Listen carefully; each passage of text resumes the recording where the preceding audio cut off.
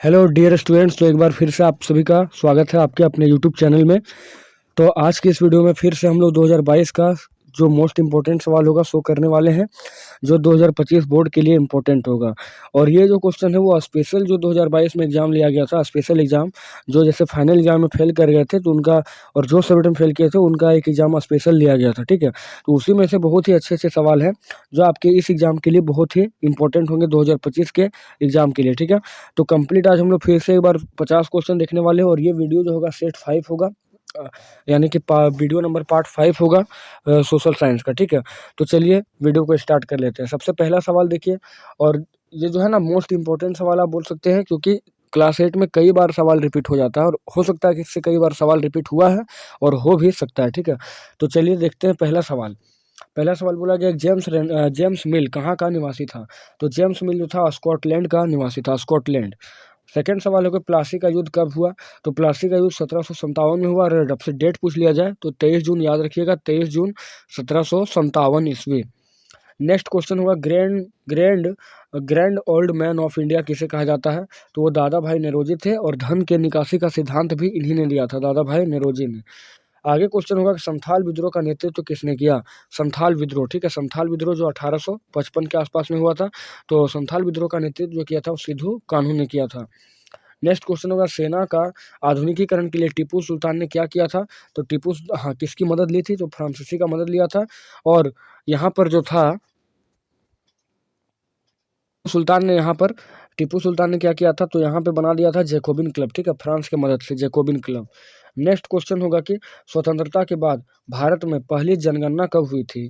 पहली जनगणना, ठीक है, तो जनगणना हुई थी 1951 में। और अगर पहली बार आम चुनाव पूछा जाए तो वो 1952 में हुआ था।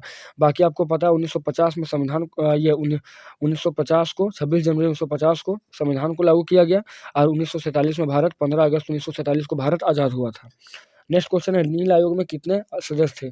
तो नील आयोग में टोटल 4 सदस्य थे और उनका एक अध्यक्ष भी था जिसको सीटोन कार बुलाया जाता था, सीटोन कार उसके अध्यक्ष थे। नेक्स्ट क्वेश्चन होगा कि बिरसा मुंडा का जन्म कब हुआ। तो 15 नवंबर 1875 को बिरसा मुंडा का जन्म हुआ। और कहाँ पर, तो खूंटी जिला के उलिहातू प्रखंड में। ठीक है, उलिहातू गांव में।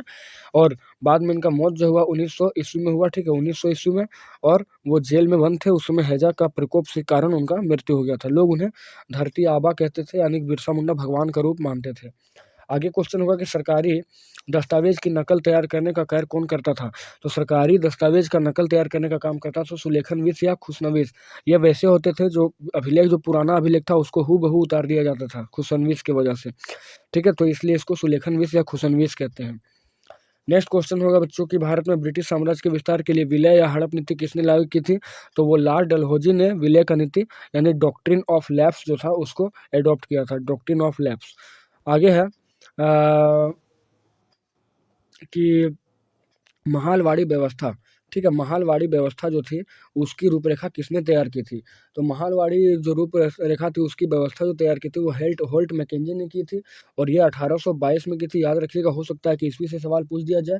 1822 में महालवाड़ी, 1822 होल्ट मैकेंजी। और सबसे पहले ये यूपी में, ठीक है, यूपी में, पंजाब में, उसके बाद आपका एमपी में ये लागू किया गया था।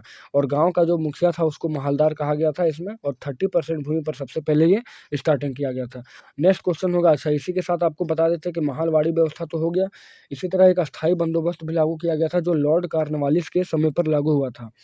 लॉर्ड कॉर्नवालिस के समय पर 1793 ईस्वी में लागू हुआ था वो। और सबसे पहले वो कलकत्ता में हुआ था। ठीक है, कलकत्ता में लागू हुआ था अस्थायी बंदोबस्त। और एक और है जिसको रैयतवाड़ी व्यवस्था बोलते हैं। रैयतवाड़ी दोस्तों, हो सकता है इससे सवाल पूछ दिया जाए। तो रैयतवाड़ी को टॉमस मुनरो ने किया था, सर टॉमस मुनरो ने। और 1820 में किया था। ठीक है, 1820 में किया था टॉमस मुनरो ने, 1820 में। और बम्बई प्लस मद्रास में ये लागू हुआ था सबसे पहले, बम्बई प्लस मद्रास में, मद्रास यानी कि अभी का चेन्नई। चलिए आगे बात करते हैं 112 नंबर पे कि कैप्टन हॉकिंस किस मुगल शासक के दरबार में आया था। तो कैप्टन हॉकिंस जहांगीर के दरबार में आया था, उसमें जहांगीर मुगल शासक में था। नेक्स्ट क्वेश्चन 1940 में वर्ली विद्रोह कहाँ पर हुआ। तो वर्ली महाराष्ट्र में है, तो महाराष्ट्र में हुआ था ये वर्ली विद्रोह। आगे सवाल होगा कि चतुर्थ आंग्ल मैसूर युद्ध कब हुआ। चतुर्थ आंग्ल मैसूर युद्ध 1799 में हुआ था। और इसी में जो आपका टीपू सुल्तान था वो श्रीरंगपट्टनम की संधि करते हुए मारा गया था। ठीक है, तो टीपू सुल्तान ने 2 युद्ध लड़ा था अंग्रेजों के साथ, आंग्ल मैसूर युद्ध में। और उसके पिता हैदर अली ने भी 2 युद्ध लड़ा था। नेक्स्ट क्वेश्चन होगा कि भारत में जैकोबिन क्लब की स्थापना किसने की? तो अभी बताया गया था टीपू सुल्तान, और ये फ्रांसीसियों की मदद से किया था। आगे सवाल है, संथाल विद्रोह की शुरुआत कब हुई? तो 30 जून 1855 को संथाल विद्रोह की स्टार्टिंग हुई थी। संथाल विद्रोह के नेता सिद्धू और कान्हू थे। आगे है, मीर कासिम ने अपनी राजधानी कहाँ पर बनाई? तो मीर कासिम अपना राजधानी जो है मुंगेर में बनाया था। ठीक है, कलकत्ता यहाँ पे मारा गया, लेकिन मुंगेर होगा, उसका मुंगेर राजधानी था। नेक्स्ट क्वेश्चन है कि उत्पत्ति के आधार पर संसाधन के कितने प्रकार हैं? तो 2 होता है, जैव और अजैव। जैव मतलब जिसमें जीवन है, और अजैव मतलब जिसमें जीवन नहीं होता है। नेक्स्ट क्वेश्चन होगा कि जैव संसाधन होते हैं, तो देखिए दिया है, जीव जंतु से उत्पन्न, निर्जीव वस्तु से उत्पन्न, मनुष्य द्वारा निर्मित, या इनमें से कोई नहीं। तो जीव जंतु से उत्पन्न होता है जैव संसाधन। नेक्स्ट क्वेश्चन होगा कि कितने प्रकार के अयस्कों को ही केवल खनिज माना जाता है? ठीक है, क्योंकि आपको पता है कि सभी अयस्क खनिज नहीं हो सकता है, लेकिन सभी खनिज अयस्क जरूर होते हैं। ठीक है, तो 75 जो होगा वो आपका सही आंसर होगा। आगे क्वेश्चन है कि बॉक्साइट उत्पादन में भारत में झारखंड का कौन सा स्थान है? बॉक्साइट के उत्पादन में तो प्रथम है। ठीक है, प्रथम स्थान है झारखंड का बॉक्साइट उत्पादन में। नेक्स्ट क्वेश्चन है, अधात्विक खनिज कहाँ पर पाए जाते हैं? तो अधात्विक खनिज पाए जाते हैं अवसादी चट्टान में, यानी कि सेडिमेंट्री रॉक्स में। ठीक है, सेडिमेंट्री रॉक्स यानी अवसादी चट्टान में। आगे क्वेश्चन है कि झूम खेती का दूसरा नाम क्या है? तो वो होता है घुमंतू खेती, और इसे कर्तन दहन प्रणाली, चेका, चेना, येना सब कुछ कहते हैं, लेकिन अलग अलग कंट्री में कहते हैं, लेकिन भारत में कहते हैं घुमंतू खेती। आगे सवाल होगा कि काला सोना किसे कहते हैं? तो ये पेट्रोलियम और पेट्रोलियम से बने हुए पदार्थ को भी काला सोना कहा जाता है। आगे क्वेश्चन है कि विश्व का सबसे बड़ा भूतापीय ऊर्जा संयंत्र कौन सा है? भारत का सबसे बड़ा भूतापीय ऊर्जा संयंत्र यूएसए यानी कि अमेरिका में है दोस्तों। आगे है कि धातु के मिश्रण या अशुद्ध रूप को क्या कहते हैं? तो धातु के मिश्रण या अशुद्ध रूप को मिश्रण कहा जाता है, मिश्रण कहा जाता है। आगे 127 देखेंगे, क्या बोला गया? पृथ्वी के सतह के अंदर दबी सेलों से खनिजों को बाहर निकालने की प्रक्रिया को क्या कहते हैं? तो इसे कहते हैं खनन। ठीक है, खनन कहते हैं, यानी माइनिंग कहते हैं इसको। आगे के प्रौद्योगिकी संसाधन है, तो प्रौद्योगिकी क्या है? तो ये प्राकृतिक है, या मानक है, या संभव है, या मानव निर्मित? तो प्रौद्योगिकी यानी कि टेक्नोलॉजी जो है, टेक्नोलॉजी को मनुष्य ने बनाया है। ठीक है, तो इसलिए मानव निर्मित कहते हैं, और आज हमारा देश जो है टेक्नोलॉजी में बहुत ज़्यादा प्रगति कर भी रहा है। आगे क्वेश्चन है कि चूना पत्थर का उत्खनन झारखंड के किन जिलों में होता है? तो दोस्तों वो होता है गुमला और लोहरदगा जिला में, गुमला और लोहरदगा में, और 24 जिले हैं भी, आपको पता ही होगा। तो गुमला और लोहरदगा में होता है। आगे है अनवीकरणीय संसाधन होते हैं, तो अनवीकरणीय वो होते हैं जिनका भंडार सीमित होता है, इसलिए उनका बढ़िया विवेकपूर्ण तरीके से दोहन करना चाहिए, ताकि हमारे आने वाली पीढ़ी के लिए भी बचा रहे, यानी संपोषित विकास करते हुए।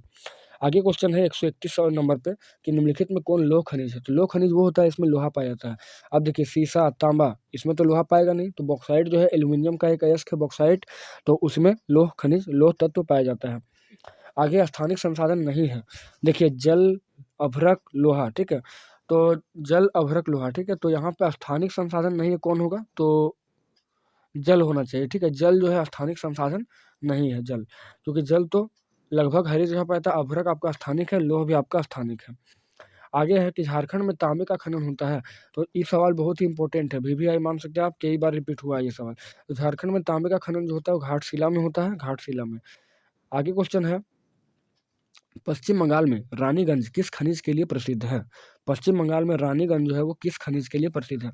तो वो कोयला के लिए बहुत ज़्यादा प्रसिद्ध है रानीगंज। ठीक है, आगे रानीगंज हो गया, झरिया हो गया, बोकारो, गिरिडीह, कोडरमा, थोड़ा थोड़ा हजारीबाग। ठीक है, आगे देखते हैं कि भारत में आदिवासियों की आबादी कितना परसेंट है? तो भारत में आदिवासियों की आबादी जो है 8% है, और अगर पूरा झारखंड में बात किया जाए तो 26.2% के आसपास, 26% के आसपास आता है। नेक्स्ट क्वेश्चन होगा कि राजेंद्र सच्चर समिति किनसे संबंधित है? तो सच्चर कमेटी जो था वो आपका मुस्लिम से रिलेटेड था, यानी कि मुसलमानों से ये संबंधित था। तो नेक्स्ट क्वेश्चन होगा कि शिक्षा का अधिकार विधेयक को मंजूरी कब प्रदान किया गया? तो शिक्षा का अधिकार विधेयक को 4 अगस्त 2009 को मंजूरी प्रदान किया गया, और ये जो है कब लागू हुआ? तो 1 अप्रैल 2010 से ये लागू हुआ था। ठीक है, 1 अप्रैल 2010 से। आगे सवाल है कि मौलिक कर्तव्य कितने हैं? तो मौलिक कर्तव्य अभी 6 हैं, 7 हुआ करते थे, लेकिन संपत्ति के अधिकार को हटा दिया गया था। संपत्ति के अधिकार को फाइनली यहाँ पर क्या किया था? हटा दिया गया था। ठीक है, आगे बात करेंगे हम लोग, आगे बात करेंगे 139 नंबर पे कि निम्न में किसे मौलिक अधिकार, देखिए अभी सवाल बताए थे, ये आ गया, संपत्ति के अधिकार को हटा दिया गया था। ठीक है, संपत्ति के अधिकार को। आगे है कि 16वीं लोकसभा के गठन के लिए कब चुनाव हुए थे? तो 16वीं लोकसभा का गठन के लिए चुनाव 2014 में हुआ था, जिसमें मोदी जी शासन में आए थे, जो NDA की सरकार बनी थी यहाँ पर। ठीक है, और अभी जो इस बार जो 2024 में चुनाव हुआ है, तो ये आपका 18वीं लोकसभा था, ध्यान में रखना दोस्तों, 18वीं लोकसभा, ठीक है, जिसमें फिर से एक बार एनडीए की सरकार बनी है। आगे किस अनुच्छेद में भाषण और अभिव्यक्ति की स्वतंत्रता थी? तो अनुच्छेद 19 में जो है, अनुच्छेद 19 में भाषण और अभिव्यक्ति की स्वतंत्रता कही गई है। आगे किसी उद्योग का मेरुदंड कहा जाता है? तो उद्योग का मेरुदंड जो कहा जाता है वो लौह इस्पात को कहा जाता है, और उद्योगों की जननी जो है वो कोयला होता है। आगे है 143 नंबर सवाल कि विश्व में लौह अयस्क का सबसे बड़ा उत्पादक देश कौन सा है? विश्व में लौह अयस्क का सबसे बड़ा उत्पादक देश कौन है? तो चीन है लौह अयस्क का। आगे 144 नंबर पे कि भारत में तांबे का सबसे बड़ा उत्पादक राज्य कौन सा है? तो वो राजस्थान है। खेतड़ी का खदान जो है उसमें तांबे का सबसे अच्छा उत्पादन होता है। अवध प्रांत को, नेक्स्ट सवाल है कि अवध प्रांत को ब्रिटिश राज्य में कब मिलाया गया? तो वो 1856 में अवध हो गया, सतारा हो गया, संबलपुर हो गया, ये सबको मिला लिया गया था। और अवध का नवाब जो शुजाउद्दौला थे, जब वो हार गए तब जाकर अवध को मिला लिया गया ब्रिटिश प्रांत में। नेक्स्ट क्वेश्चन होगा कि बिरसा मुंडा के माता का नाम क्या था? तो बिरसा मुंडा के माता का नाम करमी मुंडा था और इसके पिताजी का नाम था सुगना मुंडा। नेक्स्ट क्वेश्चन है कि किस राष्ट्रपति का जन्मदिन शिक्षक दिवस के रूप में मनाया जाता है? तो वो थे डॉक्टर सर्वपल्ली राधाकृष्णन, जो सबसे प्रथम उपराष्ट्रपति थे, ठीक है, और ये 5 सितंबर को मनाया जाता है, याद रखना दोस्तों। आगे है 148 नंबर पे अस्थाई बंदोबस्त व्यवस्था कहाँ लागू की गई? तो अस्थाई बंदोबस्त को कलकत्ता में लागू किया गया। अभी इससे पहले आपको अस्थाई बंदोबस्त, उसके बाद रैयतवाड़ी और महालवाड़ी के बारे में डिटेल में बता दिए हैं। तो अस्थाई बंदोबस्त कलकत्ता में लागू किया गया था। आगे कि 2 अक्टूबर किसका जन्मदिन है? तो 2 अक्टूबर गांधी जी का जन्मदिन है, 2 अक्टूबर 1869, पोरबंदर गुजरात में, ठीक है, पोरबंदर में। नेक्स्ट क्वेश्चन है 150वां कि भारत में सर्वोच्च पद कौन सा है? तो भारत में सर्वोच्च पद प्रेसिडेंट यानी राष्ट्रपति का होता है, जो 5 साल के लिए नियुक्त होते हैं। और अगर भारत सरकार का प्रमुख बोला जाए तो प्रधानमंत्री होता है, इनका भी चुनाव 5 साल के लिए होता है, लोकसभा के चुनाव के बाद, ठीक है। ये सांसद दल के नेता होते हैं। तो इस प्रकार से हम लोग आज कम से कम 50 सवाल किए हैं, मोस्ट इंपोर्टेंट 50 सवाल, जो आपके 2025 के एग्जाम के लिए बहुत ही इंपॉर्टेंट था। तो जितने भी स्टूडेंट नए हैं, सब जो चैनल पर आए हैं, चैनल को सब्सक्राइब करके बेल आइकन को प्रेस करके रख लेना है, ताकि सारे लेटेस्ट नोटिफिकेशन और जितने भी वीडियो हैं सब आपको सबसे पहले मिलेगा। तो थैंक्स फॉर वॉचिंग, देखने के लिए। चलिए मिलते हैं नेक्स्ट वीडियो में।